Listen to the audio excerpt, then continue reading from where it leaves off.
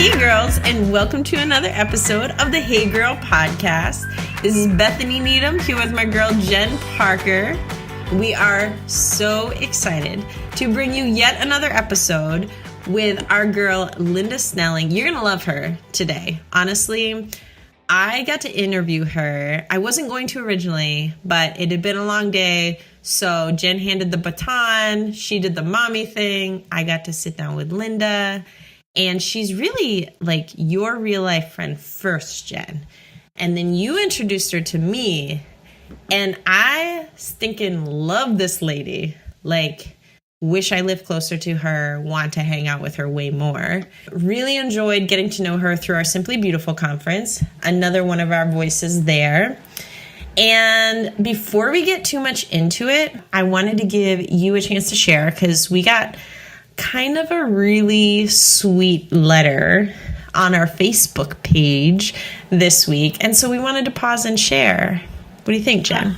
Yeah, girl. So first of all, Lynda Snelling, she and I, it's just like one of those things where like God brings you together. She and I had a mutual friend, Deb Snow, who, first of all, we got to have her on the podcast. That lady is amazing. But Lynda and I kind of do similar ministries. And so we just got together to kind of just talk and just see like, oh, hey, what's working for you? What doesn't work for you? Do you have any tips for me? Kind of thing, just to kind of share with each other.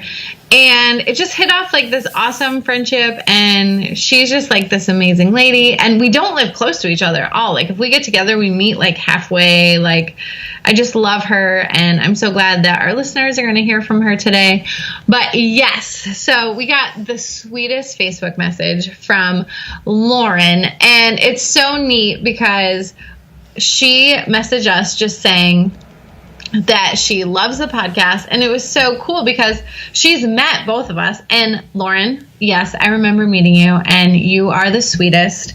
And your mother, Susan Ferris, I would adopt as a second mother because I love her so much. So it was so neat. She lives in Tennessee now, but she was so sweet and just connected with us. And Bethany, you had her in a cabin at Monadnock when you were 17 years old. Numbers aren't important. No numbers. We don't need to do math. So a few years ago, you were her camp counselor. And I just think it's so neat that like our worlds have collided in this way. And it was so sweet for her just to reach out and send us a Facebook message. So, hey, Lauren, thank you. We love you. And thanks for reaching out. And you other lovely listeners, if you want to reach out to us, we love to hear from you. And we also love reviews. So if you love the Hey Girl Pod and you want to tell us why, go to iTunes, leave us some stars, like a 5-star, 4-star. We'll take a 4-star. I don't really like 4 stars, Jenn. Oh, only a 5-star. And 4.5. Leave us a review. Tell us what you like about it because it also helps other listeners find us. So that's super helpful to us. And we just love to hear from you because, I mean, Bethany and I could sit and talk all day, but we also like to know like, hey, what are you liking? What would you like to hear more of, less of, all that good stuff. So give us a little review and a shout out. We also started a competition. Oh, yes. Talk about that. I mean, I'm just saying, we thought, why not take the next few weeks and collect these reviews, pick our favorite, if we can narrow it down to one. It may have to be like top 2 or 3. We'll see. But whoever gets the favorite review, we will send our Hey Girl podcast mug. So you can actually sit and drink your coffee in our mug while you listen to us. It'll be like we're all in the same room together. Exactly. It'll be a beautiful thing. So yeah, do it. But keep sending the letters too. Because what are the chances that a girl I had as a camper when I was 17, which granted was only like 7 years ago. No, I'm just kidding. Lies. Liar. But seriously, and now she's married and like she met you and just crazy. I love it. So keep on sending those letters, but definitely leave a review and may the best reviewer win. Excellent. All right. So girls, sit back, relax, and enjoy Bethany's interview with our friend Lynda Snelling.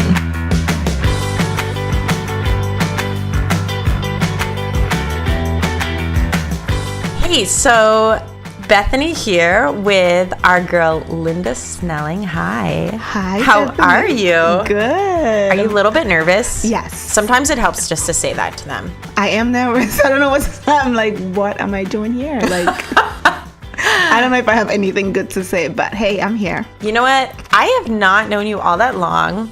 You are friends with Jenn, and I just have to say, from what Jenn has said and the little bit I've known of you, I know that you absolutely have good things to say. So I'm feeling really confident. Well, I'm glad that you guys believe in me. I definitely do, but here's the thing. There's a lot of listeners that probably don't know who you are, haven't met you. Yes, so maybe you could start by telling us a little bit about who you are and where you came from. Yeah, so hello world. Hi girls. My name is Lynda Snelling. As Bethany just said, I was born and raised in Ghana, West Africa. And I've been in this country for maybe about, I always forget. I have to be like, how old was I when I came here? 16, and I'm almost 40 now. So I don't know. Like, I'll be 40 in September. You are not almost 40. Yes. What? You know what? Anna needs your skincare plan. That's what needs to happen here. I don't have a skincare plan. I just drink lots of water. What? My life has changed forever. Seriously. Okay, well. So I don't know how long I've been here, but, well, I've lived in the US of A longer than my place of birth. Longer than Ghana. Wow. So, yeah. But 16 years, you must have a lot of memories still. Oh, yeah, I think so. And I think that as I've gotten older, more, like, I remember when my husband and I were getting married and we went to speak with a pastor, and he had said to me, he sees people come from another country and they forget, they adapt to things here and they take like everything with it. And he said, only take the good. And also, like, only take the good from here and attach it to the good of where you came from. And I think as I'm getting older, there's so many things that I appreciate from my different upbringing. Yeah. I look back, and maybe because I'm a mom now, like, I just see things and I'm like, yeah, I appreciate it more. So I think I have a better perspective of the two worlds. Absolutely. And I kind of put it together. But yeah. So then what are some of those good? Now I want to know about 16 years in Ghana. What was it like? What was the good that you brought with you? For one, I think I'm around a lot of teenagers, and we were youth leaders for a very long time. And then now having kids who are in school, I appreciate the American education system. I don't want to be like I'm trashing it, right? Like, I do. But then I think, like, I would meet kids that are 16 or whatever, and they have no idea what they want to be. And I would be so shocked. I'm like, what are you talking about? Like, you know, because I feel like in the education system that I grew up with in Ghana, like, when we're 13, you're already on the path of what you're going to be. Really? And yeah, we take like this big national exams, and that really determines. So while that allows you to know where you're going, right, it's very rigid. And so it's like when you take a big test, and depending on what you do good in, like, that's the path you kind of take. Wow. Right. And at so 13. Like, yeah, like, you start. And so, you know, like, I mean, we say, it's funny, I've been telling this joke to people, like, there's this comedian who says that, like, in the African household, there are 4 careers that you're allowed to have, right? And it's to be a doctor, a lawyer, an engineer, or a disgrace to your family. Oh, right? So it's like, we're and it's funny, like, we get it, like, we listen to it and we're like, yeah, that's so funny. And it's just cause, so, like, what you want to be, right? So your parents know that, everybody know that you're going to do this, you're going to take this test at 13. So you're kind of guided towards that when you're a kid and you're just kind of brought up that way. So if your parents feel like they think they want you to be a doctor, then they're gonna like gear you towards that, like just studying in your sciences and everything. Because if you don't make the grades, you're not gonna get in, right? And I think it's because, like in this country, the education system is so much more wider, and there's so many more colleges to go to. There's just so the competition is not that high, and so you have more room, like you could change your mind at whatever point in your life in America where you want to be, and it's not so much. So I think it gives discipline. What I see in the differences is that the way I grew up, it just gives you discipline in your education at a very young age. And I see kids now and they like don't have that, and sometimes it's hard for me to relate. I'm like, what are you doing? But I also appreciate the freedom that they have, right? So I can definitely see the strengths and weaknesses in that, in our system and yours. But man, I have a 13-year-old, so I'm sitting here trying to imagine Yes, I think we my 13-year-old deciding what he wants to do for the rest of his life, and or taking a test that determine, because I think about the things he's really good at right now and that determining. But on the flip side, absolutely the discipline of, okay, we got to buckle down. It's not like you don't, I think you grow up faster. Maybe there's a maturity level to it. There is like you start thinking of your life earlier than kids here do. Absolutely. So at 13, you knew what you wanted to do with the rest of your life. Yeah. Well, I thought so. So that's what goes into it. I literally, and it goes like you were just saying how you look at the strengths that your daughter have, or, your son. But I think I wanted to be a lawyer, right? Literally, I thought like, gosh, I'm great at debating. Like, that's I can go at it with someone, and I love to talk, and there was just something about, right, I wanted to be a lawyer, but then like my parents didn't really think so. They literally they weren't with it, like they didn't really see it, or it wasn't their vision or their plan for me, so it was kind of, they leaning more in the doctor arena. I'm assuming they didn't want you to go for a disgrace to your family route. No, they did not. And so they were leaning more towards the doctor. And I mean, I really didn't want to be it, and I'm a really outspoken child. So that was not a pretty period. I really did not want to do it. And in the end, I just said, so I did most of all my high school education in Ghana, and I came here to go to college. So that's when it was like, my parents were really not about me being a lawyer, and it was not their vision for me and all that stuff. So there was a lot of tension. There was a lot of tension going on. So anyways, eventually I settled, kind of, I guess. I'm still trying to recover from it, I think. But anyway, so I did go to college, and I had a biology and chemistry major. But I knew I was not going to be a doctor at all. And so while I was in there, I think, and so I always say to people that you can do whatever you set your mind to, right? Because although being in science was never my first love, I think I was able to excel in it. I was able to do it. I work in bioceuticals now, and I work in the lab.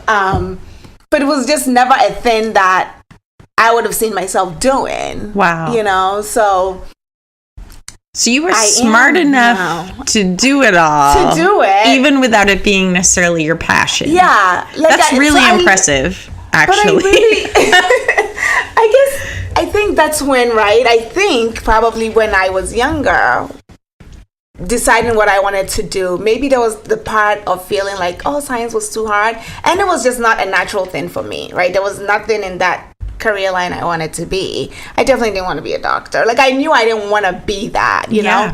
So I think maybe this is where the great thing about America comes in, right? I think being here, where being in the science field just wasn't about only being a doctor, right? There was just more options. There was just more. Okay, yeah. Yeah, I think there was just more options. And I think the way I got through, and when you think of like your strengths and everything, the way I get through being in science and especially like in the drug production field that I'm in, is the fact that it's helping people. So I think I learned that at the heart of everything that I do, that's what motivates me, right? Like it's affecting people and it's helping people, and that's my goal. I love that. So it's not necessarily whether you're a lawyer, a doctor, pharmacist, working in a lab. Yes. Really your heart is for people, and you can do that in any of. That is such a cool thing, just thinking about the dynamics of what you were describing in, you know, being in Ghana, and they kind of, you decide that path and that's the path that you're on and you just stick with it. But for you to be on this journey of from moving from Ghana to coming to the US and not necessarily being the greatest part of our education system, but it was helpful for you because it really brought you to the heart of what you wanted to do more than the specifics. Yeah, I think so. I think I'm still learning that every day, that like we're made, right? When God is making us, there's something that he puts in you to accomplish something on this earth. And that's the basis of everything that you do. So there are different channels in doing that, and there are different ways in accomplishing that. I think I'm learning that the core of who I am really is being for people, right? Like it's, and even like with the idea of being a lawyer, right? Like I think I learned the more that I guess look within to learn about myself. I learned that it's about representing someone, speaking up for someone, advocating for someone, right? That's the heart of that. And I think once I learned that about myself, it just kind of, you know, it goes into everything that I do. Really opened up a whole lot of more options for you. That wherever you are, wherever I am, as long as that's what I'm doing, it doesn't matter what the specifics are, then I think I'm at peace. I can be at peace with it. I love that. So you graduated, you got your degrees, and from there, where does your journey take you? So from there, I'm going to go back a little bit. That's okay. So and it's always a little shock to a lot of Americans, but it's very common in the Ghanaian education system, or in a lot of African education system, because Ghana was colonized by the British, right? So our education system is very much like the British education system.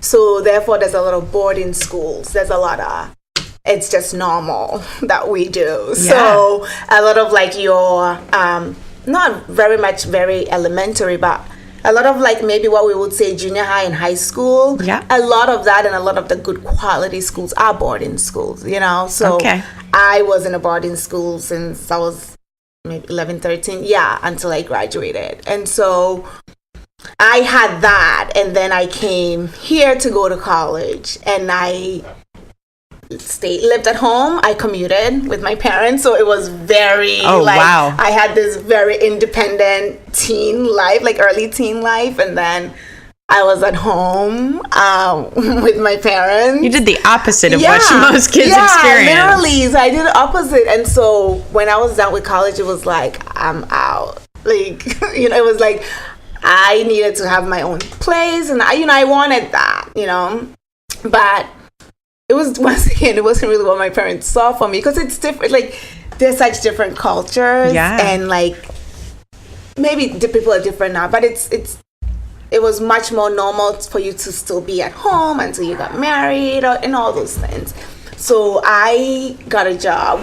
My parents live in Worcester.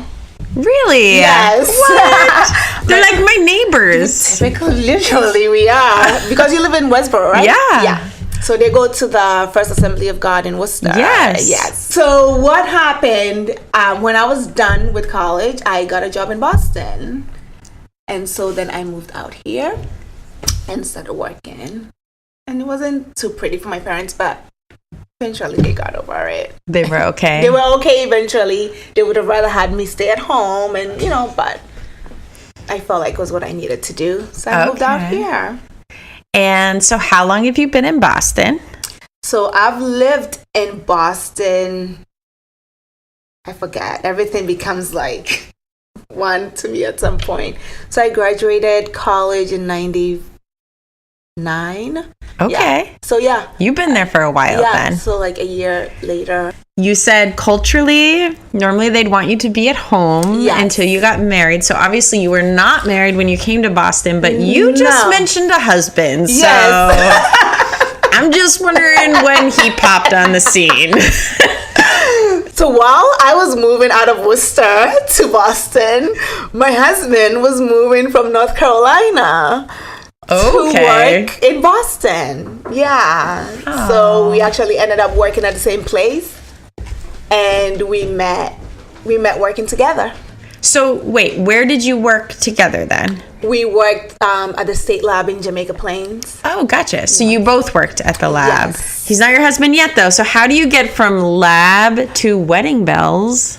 I know. It's actually a really cool story, I suppose. He's from North Carolina, so he's a very, really southern gentleman. Like, yeah. It's so cool. I was already working at the lab before he got hired to come in, and he was the kind of guy that's like, yes, ma'am, and all those things. And at this point, I think I was already like a New Englander, So I was like, don't call me ma'am. Like, we ruined you. Yeah, literally, he would say that, I mean, we would all like tease him in the lab about it, Eventually, he doesn't even say that anymore, I don't think. I hear him say that anymore. But so he would literally, say things like that. And we just became really good friends. And, because a lot of us were all young, out of college, and we spent a lot of time together. And eventually we started dating. It was kind of very natural, I would say. Does that mean he would say differently? He always has a different story. There's always two sides to the story, I guess. But he would always say something different. But I think it was natural. He didn't think I was too friendly in the beginning. But well, apparently you didn't think you were too friendly either. So he didn't think so. I mean, I had this thing where I have it's been confirmed to me recently that I'm not a morning person. Okay. And I don't think I thought of myself as not a morning person. And did you work together in the mornings? Oh, yeah. See, now you're just being set up for failure. Yeah. That's not like fair. He would come in the morning and he would be all like, hi. Oh. And I'll be like, hi. And I don't think I ever thought of myself as not a morning person until recently. Another co-worker told me that you were rude. Yeah, well, so he would come in. I would always like go to his office, and I'll be like in the afternoon, obviously, maybe not in the morning, and I guess be myself. Hey, how are you? And all those things. And we moved our offices, so I was sitting closer to the door. So now he would see me every morning, right? Okay. And I guess he would come in and say good morning, and I thought I always said good morning back. Apparently not. So one day I went to him like around lunchtime, and he just said to me, "You're not a morning person, right?" And I was like, "Why would you say that?" So then he says, "Because every morning I say good morning, and you don't seem like you want to say good morning to me." It's okay. So then I was like, wow. I mean, I embraced it. I was kind of like, okay, I'm not a morning person, And the more I think about a few things, I'm like, yeah, I've never been, I guess. But I never thought of myself as that. Well, none of us wants to think of ourselves as like cranky in the morning. Yeah, but see, I like mornings, but I need coffee and a couple of cups before I want to have conversation. Yeah. So I think I'd be like you, though. If I'm at work and people are like trying to engage in immediate conversation, I would probably just do the grunt or the nod, just like, Because I'm like, I need a good hour. Yeah. To like get into things. That's just people who love Jesus. That's, I feel ya. I need an hour before I can talk to people. So Well, luckily your husband saw through that. Yes. And you married. Yes. But it's not just the two of you now. No. What does your family look like now? So we have 2 kids. We have a boy and a girl. My son, whose name is Abdiel, is 8 years old, and my daughter, whose name is Zaria, is 5. Oh, those are beautiful names. Yeah, I love those names. Thank you. Oh, no, I do. I so wanted them to have different names. So I think people will be like, because my husband's name is Thomas, so they're like Lynda and Thomas and Abdiel and Zaria. And I'm like, yeah, that's why. That's fantastic. I'm like, I wanted like something different, something unique. And it's weird, when I was pregnant with my son, I always had a girl's name because I thought I was going to have a girl first. Right.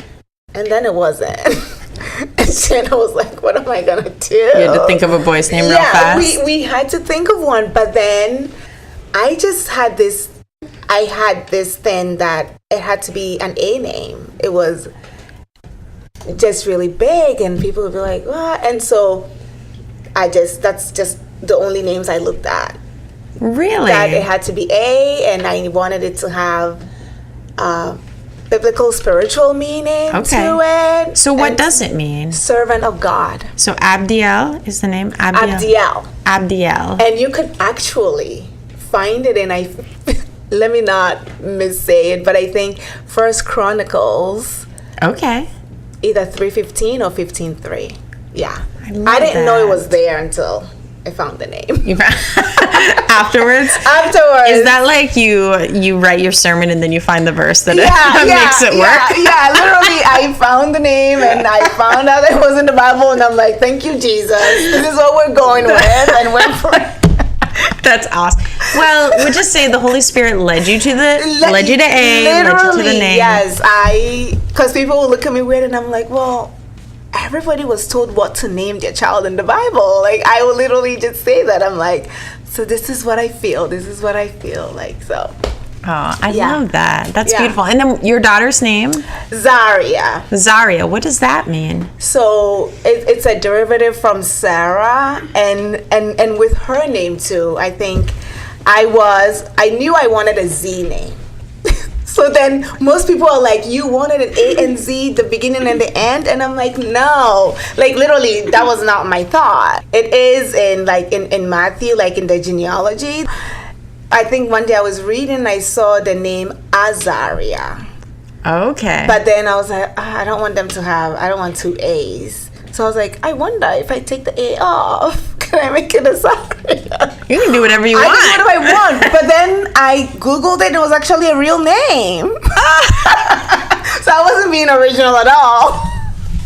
That's awesome. So then what did it mean? It's light, and then also God is my help. So it has a similar meaning as Sarah. Gotcha. Okay, so you've got husband, 2 kids. Are you still working at the lab right now? Right now, at this moment, I'm not. I'm in a little bit of like a break in between jobs and trying to figure out what the next steps are. What does life look like for you right now? So right now, with me back as a stay-at-home mom with no kids at home, it's actually been a little hard. I didn't expect it to be this way, and I wasn't planning it at all. With my kids, I was home with my kids until my daughter was 3 years old and going to preschool, so I went back to working as a contractor for this lab, which is pretty close to home, and it worked out and all those good things. And then and I'm still in the process of just thinking it was God and it's God's plan. I went to work one day, and my contract was going to end, which I didn't really know. So it ended very fast within a week. Wow. Yeah. So I found myself back at home with my kids, and I didn't think in the beginning. I was like, I'm gonna get a job right away. Like, I know it, and then I thought, I'm gonna love this time. And then I found out, I think what I realized was going to work and coming home at the end of the day was like, I did this, right? I was productive, like, in a different way. So I went through a period of time of not knowing what the next steps were, and not like my days not looking the same. So I think I kind of felt like, oh, by the time I take my kids to school and I come back, it's time to go pick them up. Like, I was like, this goes by real fast. Yeah. So I'm in the place of just readjusting, and just trying to figure out what God has next. Like, what's the next plan? What is it? So I would say in the period of waiting right now, I think I've gotten to a good place of filling my days. Yeah. It's amazing how time can fill. Yeah. So you worked at the lab. I know you've been for a season and now a stay-at-home mom. Yes. What are some other ministries that you've been involved in there in Boston? I live in Randolph, right? Okay. Which is like next to Braintree, for people who know the Braintree Mall. It's the South Shore of Boston. And we actually go to church in Brockton, which is, I don't know, a few exits away. So the neat thing is, when I met my husband and we were just, when we started dating, I always, I was a Christian. I always went to church while I was in Worcester and while I was at home. And when I moved here, I was not part of a church body, and I wasn't going to church, and I just wasn't a thing that became. It wasn't intentional. It just kind of happened. One day I just wasn't going to church, and I just wasn't going. It wasn't a priority to look for a church family. During the time that I was dating my husband, literally the Holy Spirit just said to me, I needed to go back. I needed to find something again. And because I was doing a daily devotional through the web that was coming into my email, and just different things, led to one thing led to the other.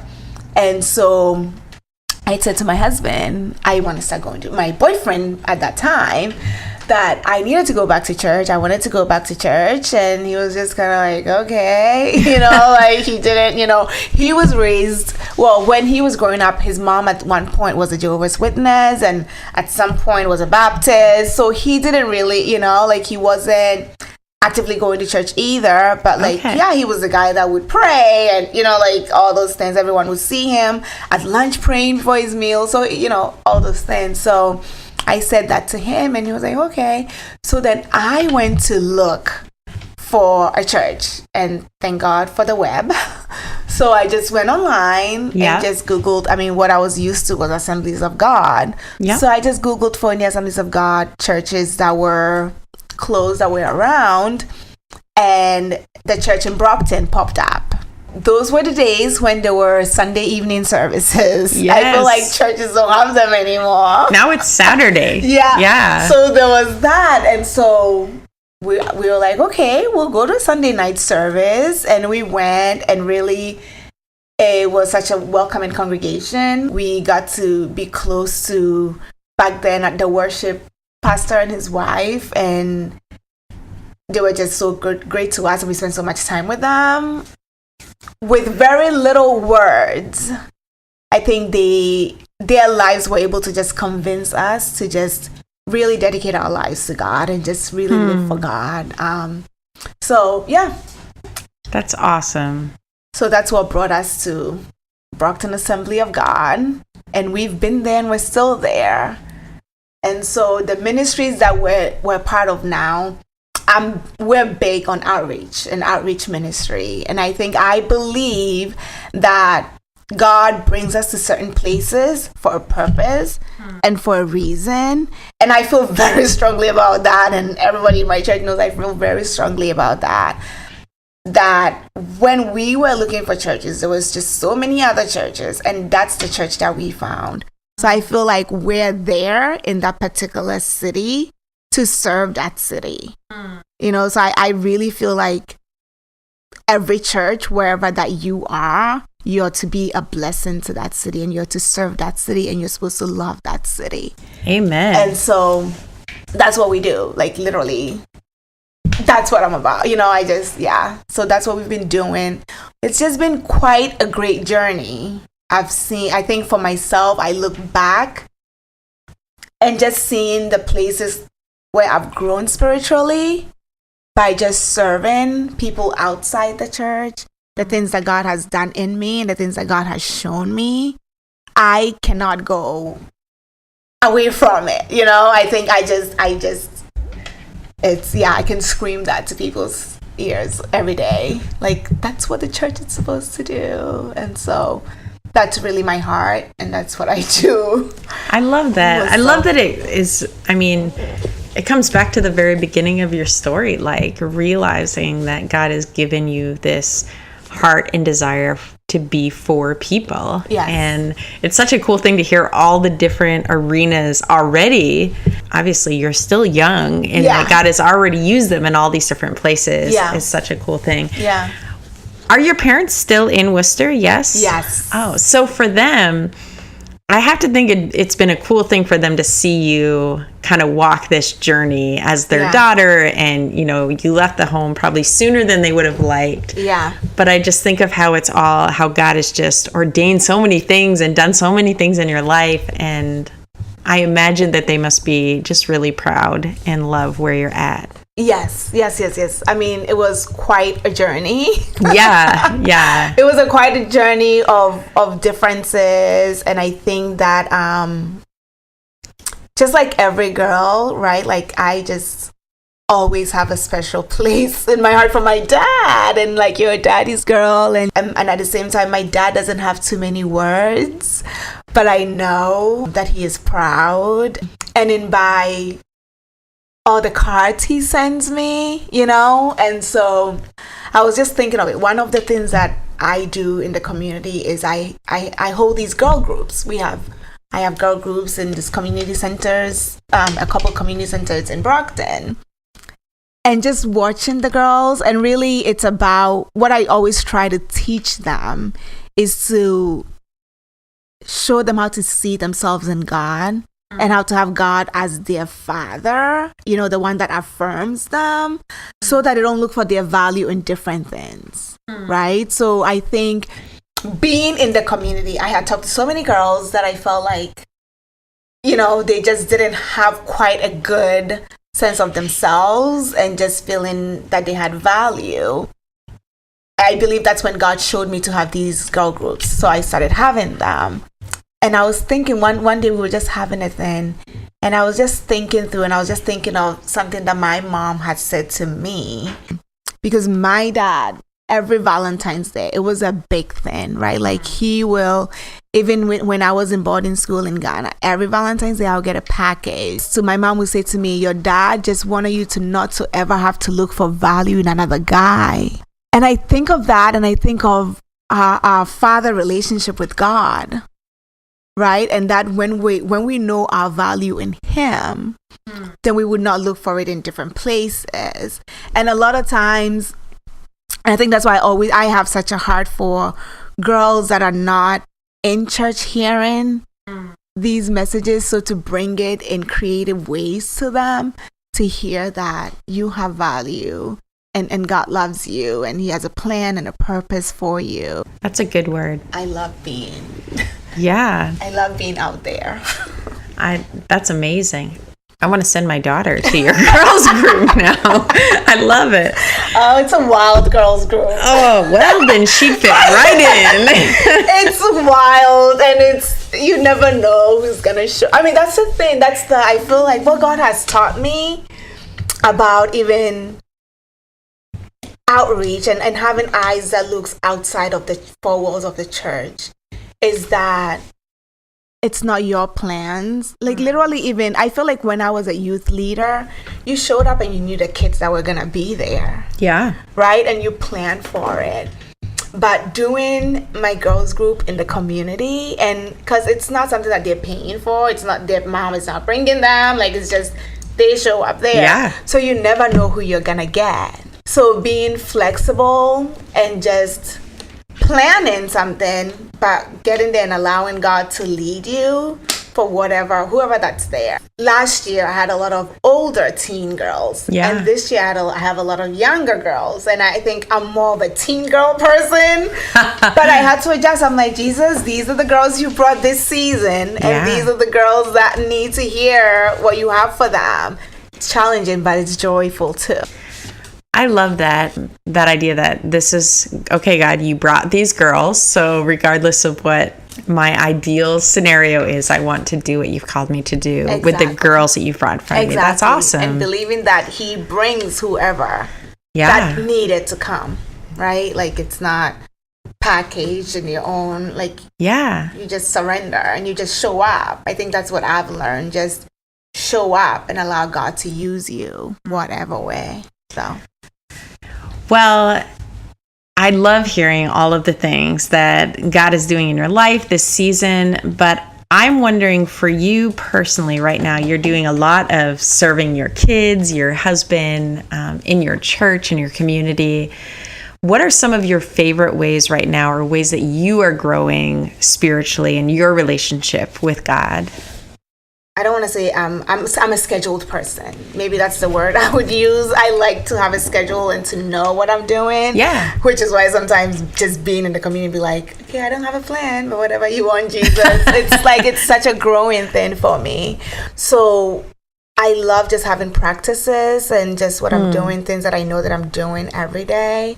Because I move in so many different directions, right? Like, because I'm on the go, like, with my husband, with the kids, and with just serving outside the church. So I've learned to have my calm time, right? Like that moment to be still. And I always say to hear my own breath. Oh, and I so love that. I have this practice that I do these breathing meditations, and really I just think of Genesis 2 when God created man and he just breathed into man, and that's really how we had life. That's life. And so what I do in the morning, I sit for a good 8 minutes, and I take a deep breath and I just breathe out, and just to relax my body, and to literally, I do a body scan. Literally, I would just like scan my toes and just feel every part of my body and thank God for it, right? Because that's the vessel he's going to use throughout the day. And so I do that, just being mindful of the breath that God speaks into it, and just being mindful that the Holy Spirit, right? Like I'm breathing it in. So I do that. If I don't do that first in the morning, I'll do that some part in the middle of the day. Like I just feel like I need to. It's just my way of doing that. So I love that, because I think in Christian circles, sometimes we get scared of that idea of meditation and breathing exercises, when just how you described that beautiful picture of in everything to like we can anything to bring God glory, and your whole like breathing and the being aware of your body but giving thanks to God for it. I think that's such a beautiful I've thought a lot about this recently, especially the idea of taking time to breathe, because I think it's a practice that we need to get back to, especially in the busyness, and how quickly, if we just jump into action, we forget the one that is enabling and giving us the strength to do it. So what a beautiful picture of God, thank you that you're the one that's giving me life so that I can do the things I'm about to do today. Well, exactly. It's that, we woke up this morning, right? Like, right, that is life, to be able to breathe. Yeah. And so there are people that went to sleep that did not wake up. And so I think it's a gratitude practice and a breathing practice all in one, to just be like, thank you, and this vessel, right? Like and I think for me too, just acknowledging, I feel like breathing, I'm such a visual person, so I'm visualizing breathing in the Holy Spirit into me to begin my day. I do that, and then on my phone I have the Live Bible app, and literally it just gives you a verse of the day. And what I do with that verse of the day, I've been doing affirmations. So I'll look at the verse of the day and I would read it, think about it, meditate on that word, on that verse, and what is the essence of that verse, really, or I'll pick a word from it. So whatever the essence is, I will pick a word, and then that would be my word of the day. And so this word is constantly, it's something that's ringing in my head all day. And then out of that, I'll create an affirmation sentence, and that would just be what my focus of the day, right? It always brings me back to center. It's like an anchor through your day. Yes. Just anchoring down with truth. Yes. So spiritually, your mind, body, all of these things, we know in theory that it's important to take care of our bodies. But oftentimes when life gets busy, especially as moms and you're caring for kids, sometimes that can quickly take the back burner because we are making sure everybody else is okay. Yeah. But for you in this season, what are ways that you're caring just for your body, for your health physically? Yeah. That is one of the things that I could honestly say that I am very proud of. I'm never the person that doesn't take care of my body. Like, that's awesome. I would drag my kids to the gym. Like, let's go, kids. Because I have to go to the gym. Yeah. Like, so we're going, and they come along. Like, I've never, ever since my kids were babies, like, we go. I think like the gym is part of their social club because we go, and I think like, and so I don't know. For me, it's a priority. It's a big priority. It's something that I do, something that I have to do, and I plan around it. What are some of the things you go to the gym? What do you have classes that you take? Are you kind of? I am a big spin fanatic. Nuh-uh. If the gym does not have spin, I'm not going. Girl, do you know that I'm a spin instructor? Whoa! Did you know that? I did not know that. Yeah. This is a Jesus moment. I'm like, hallelujah. Jesus and spinning. Yeah, no. Oh my God, I love spin. Like one of my instructors have been like, you need to get your credentials and be an instructor. You should do it. I love spin. Like I spin like 4 times a week. Girl, you were in like the spinning cult. You are like, and I think because it's entertaining. Yeah, I love it. Like I just started running. I just became a runner. Did you have to make yourself? Because we did a 5K. Oh, okay. Some friends invited my husband and I to join a 5K, and we did it. And I'm like, I think I like it now. But before, I'll be like, Like, I need to be entertained when I'm working out, so I'm going to spin. Like, I want somebody yelling at me on my bicycle. I need different music. I need, like... Oh, I love that. So, yes. Yeah, so literally, my life is around the spin schedule at the gym. It's like the spin at 5:30, kids. So, you might have to eat your pizza in the car while we drive there. I'm that kind of mother, and I don't feel bad about it, because I'm like... I need to go to the spin, and if we stay at home for you to eat that pizza, I will skip. I'll miss it. I actually think that's fantastic. I think it's great that you have no issue with listen, me taking care of me is important, because you're also setting that example for your kids. Yeah. Like, you don't want your daughter growing up someday, though it's almost like this pretty image we like to paint of like, my daughter will grow up thinking I'm selfless and I never... No, your daughter grows up thinking that she's not important enough to care for herself, that she needs to always just give and never take for yourself. Like, I've learned that, and I think, in exercising and all that stuff, I always did, but just in everything else, you know how the Bible says, love your neighbor as yourself. That verse has become so new to me that I'm like, I gotta love myself first. Like, if I don't love myself, how am I gonna love somebody? How am I gonna know how? So I will take the time any day, girl. To have some me. This is a Jesus moment, isn't I'm feeling that fresh conviction of when my counselor has looked at me and been like, girl, what are you teaching your daughter? You're not teaching her good things by... No, I love that you make that our priority. I love that you do spin. I love spin. spin. I get people to do spin. I'm like, do you want to come try out this spin class? Oh, yeah. Yeah, I think everyone should spin. I don't know. It's fun. I think you need to become an instructor. Okay, you well, would I'll love work on it. You can do it in a weekend, literally. Oh, yeah. Because I've gone, I did last year I got certified as a nutritional coach. So I went to one of those weekends. That's amazing. Yeah. Girl, I love it. So this is a good place to transition then, because I guess now what I really want to know is, what is the most superficial thing about you? Because I don't find exercising isn't superficial. No, that's caring for yourself. Yeah. But is there things that you'd be like, yeah, this is kind of shallow and superficial, but it's true of me? I would say, I love shoes. Yeah. How many pairs do you have? Oh. Too many to count.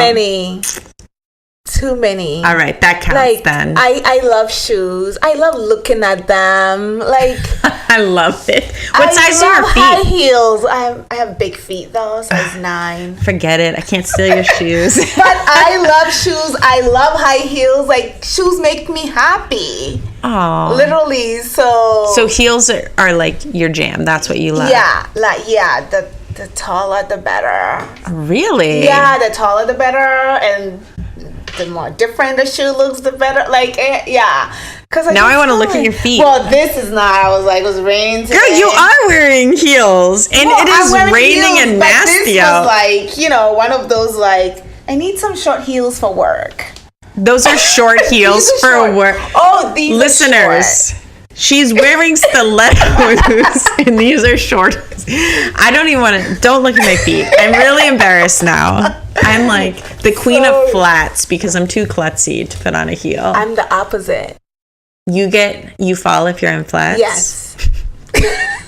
I do. I think my legs are not used to them. Because you're just so used to it. Yeah. Girl, if those are short heels, I bet you're not used to it. Those are short heels. I wear big heels, and there's just something, I don't know, yeah. It was when I was pregnant, and everybody would be like, you shouldn't wear those. I'm like, I'll be fine. Yeah. I'll wear what I want to wear. Yeah, I'm not going to fall. Well, Lynda, this has been so much fun, and I appreciate you giving your time, sharing your story today. I know that there are going to be women out there that are so blessed, and they're probably going to have some good laughs. And there are women that are feeling better about their shoe love now. They feel like they have that in common. They're not the only one. So, and if you're a size 9, maybe you can call me. Reach out, do a little shoe swap. Yes. I don't know if that's weird. I have small feet, and nobody wants to borrow my shoes. So, thank you so much.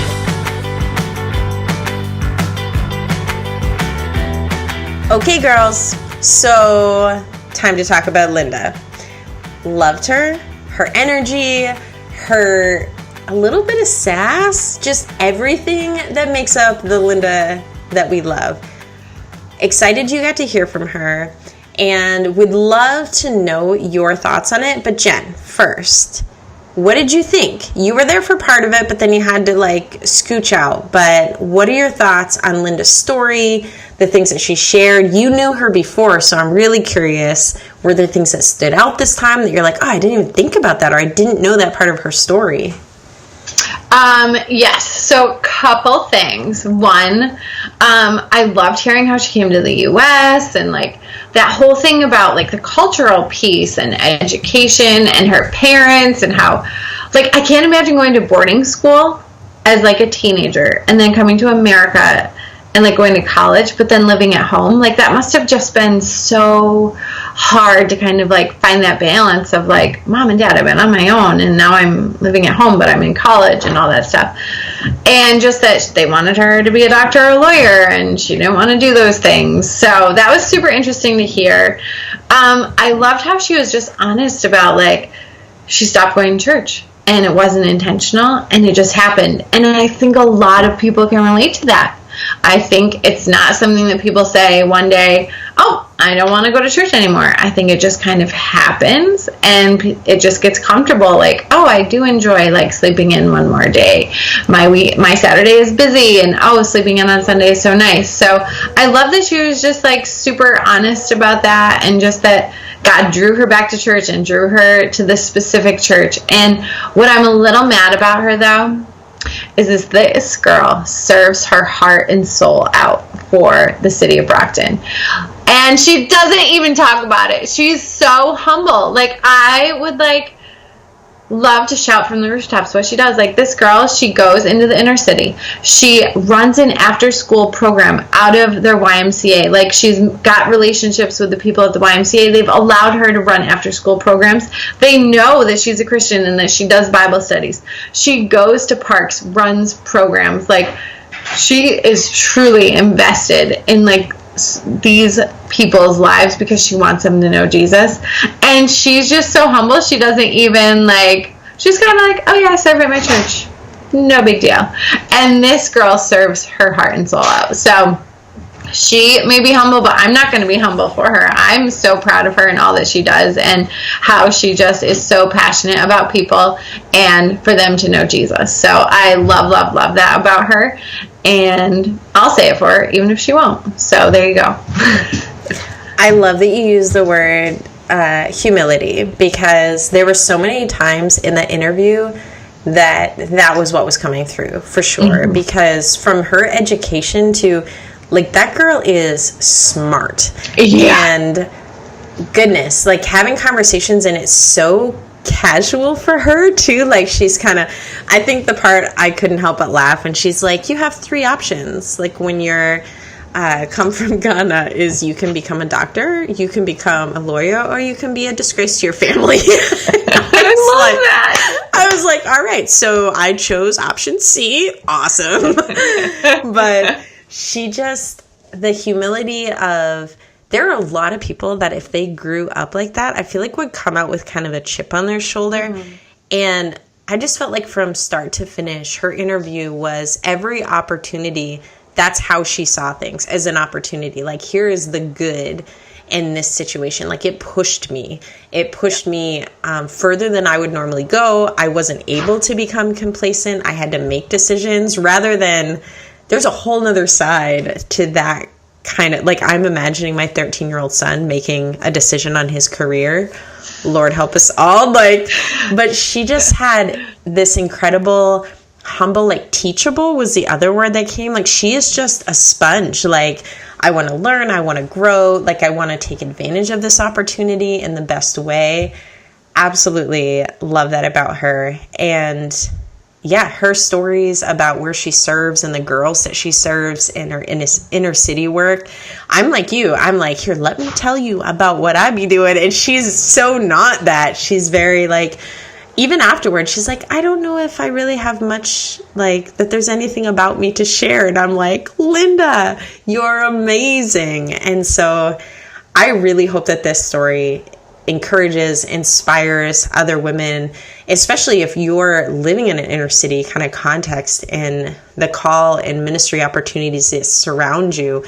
I think we should definitely put her info in our show notes for sure, and people to be able to reach out to her if you have questions, because Jenn's right. There is so much more to the story than she even was able to share at the time, and she is so worth driving halfway, the whole way, whatever way, to sit down, have coffee with this woman and talk about her life. Because in the very short amount of time that we got to spend in that room, I just left so encouraged. And also for me, it was a reminder that your perspective on things can change everything. Like, the way that you view things that come along in your life circumstances and the way that things are can actually completely change the direction of your life. And I loved how she has not just, like, run her race in her place, but just embraced every part of her race, from where she was born to where she is now, and being able to see this is what was really good about both of those things. I love, what was it, her pastor that told her, take the good from both. Mm-hmm. And I love that. Like, that's kind of not just a cultural moving, like, that's in life. Take the good from all of it. Like, absolutely. Take it and grow and learn from it and carry it with you. I think it's awesome.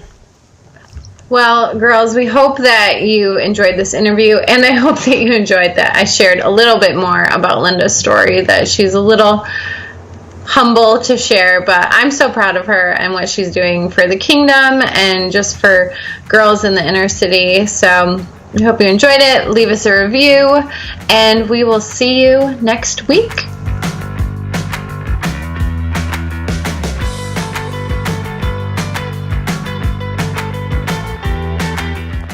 This is Bethany Needham here with my co-host Jenn Parker. What? No sound. That was awkward. I never know. Should I say hello or just let you keep talking? I don't know. I get weirded out. Do they just want to hear a hey? Hey girls, and welcome to Sun's Out, Guns Out. You're welcome. I have pneumonia. You're fine. If you make me laugh, I'm gonna die. Okay, I'm not even looking at you this time.